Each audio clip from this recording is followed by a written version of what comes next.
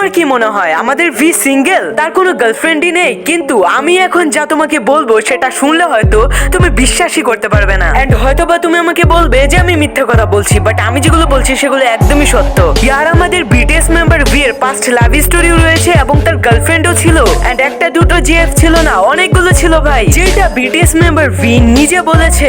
এখন হয়তো বা তুমি কিচ্ছু বুঝতে পারছো না, বাট ফুল ভিডিওটা স্কিপ না করে ওয়াচ করলে তোমার কাছে একদম সবটাই ক্লিয়ার হয়ে যাবে। তো তুমি হয়তো এটা অনেক আগে থেকেই জেনে থাকবে, ভি যখন কলেজে পড়তো তখন তাকে অনেকে বুলি করতো কৃষকের ছেলে বলে, বাট তার সাথে সাথে ভি কে কিন্তু অনেক মেয়ে পছন্দ করতো স্কুলে, আর সেই মেয়েরাই কিন্তু ভি এর সাথে বন্ধুত্ব করতে চাইতো, এন্ড ভি কিন্তু সবসময় তাদেরকে ফ্রেন্ড বানিয়ে নিত। কারণ ভাই তখন কিন্তু আমাদের ভি সহজে কাউকে না বলতে পারতো না। তুমি তো জানবে আমাদের ভি কতটা সরল মনের মানুষ, বাট ভি এর প্রিয় মানুষ তো ছিল একজনই। ভি ইন্টারভিউ বলে ভি যে কলেজে পড়াশোনা করতো সেই কলেজেই একটা মেয়ে ছিল যাকে ভি এর প্রচন্ড ভালো লাগতো। এখন প্রচন্ড বলে তো আমি আর বোঝাতে পারবো না যে ভি মেয়েটাকে কতটা ভালোবাসতো, তাই না? তার সাথে সাথে আমাদের ভি এটাও বলে যে লাভ স্টোরিটা ওয়ান সেট ছিল। ভি কখনো মেয়েটাকে এটা বলতে পারেনি যে সে তাকে কতটা ভালোবাসে। আর ভাই এটাই তো হচ্ছে একতরফা ভালোবাসা, তোমরা তো বুঝেই গেছো নিশ্চয়ই। ভি বলে সে মেয়েটি আমার খুবই ভালো বন্ধু ছিল, আমি তাকে একটু হাসানোর জন্য কত বিয়াট কাজ করেছি, কত পাগলামোই না করেছি। পাগলামো করতো মানে তুমি তো বুঝতেই পারছো অবশ্যই। আজকের দিনে ভি কে দেখো সে কতটা বেশি ফানি, তাই না? তেমনই হয়তোবা সে তার প্রিয় মানুষের সামনে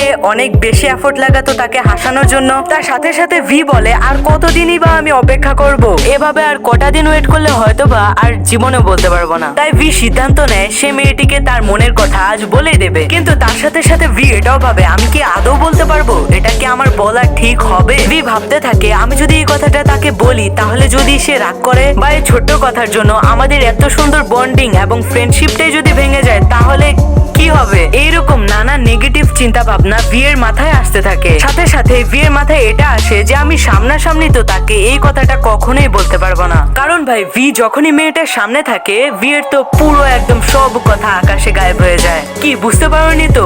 মানে ভাই ভি ঘাবড়ে যেত মেয়েটার সামনে থাকলে। আর তোমরা তো সবাই জেনে থাকবে প্যার মোহাব্বত মে তো ऐसा ही होता है। তাই তো ভি অন্য সিদ্ধান্ত নিল যে সে ফোনে মেয়েটিকে আই লাভ ইউ বলবে। মানে তাহলে তো বুঝতে পারছো ভি কতটা বেশি ভয়ে ছিল। ভি এর মনে সেকেন্ডে এরকম প্রশ্ন আসতে থাকে যদি ফ্রেন্ডশিপটা আজকে ভেঙে যায়। কিন্তু তাও ভি ভয়ে ভয়ে মেয়েটির নাম্বারে কল করে, কিন্তু ভাই সে মেয়েটি ভি এর কলই রিসিভ করে না। ভাই তাহলে একবার ভেবে দেখো তো মেয়েটা আসলে কতটা আনলাকি। কারণ ধরো সেদিন যদি মেয়েটা বাই চান্স ভি এর কলটা রিসিভ করে নিত এন্ড ভি লাভ কে অ্যাকসেপ্ট করে নিত, তাহলে ভাই সে লিটারালি বিটিএস মেম্বার ভি কে তার জীবন সঙ্গী হিসেবে পেয়ে যেত। মানে বন্ধু তুমি এটা বলতে পারো যে মেয়েটা আসলে সোনার বক্স হারিয়ে ফেলেছে। এটা কেন বললাম জানো? তুমি হয়তো এখন ভাবছো যে ভি তো পরেও বলতে পারতো মেয়েটিকে তার মনের কথা, বাট তুমি হয়তো জানো না যে আমাদের ভি কেমন নেচারের মানুষ। কারণ এরপরে ভি ভেবে নেয় যে যেটা আজকে হয়নি সেটা হয়তো বা আর কোনোদিন হবে। ভি ভেবে নেয় সে আর